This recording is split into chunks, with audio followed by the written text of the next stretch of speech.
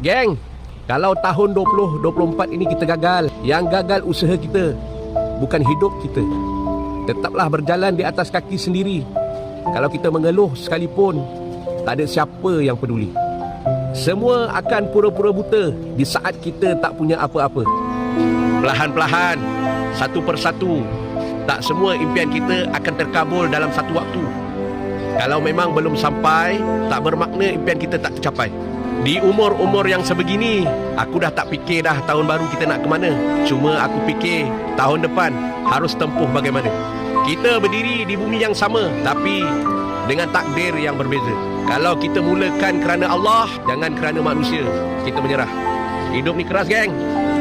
Layan.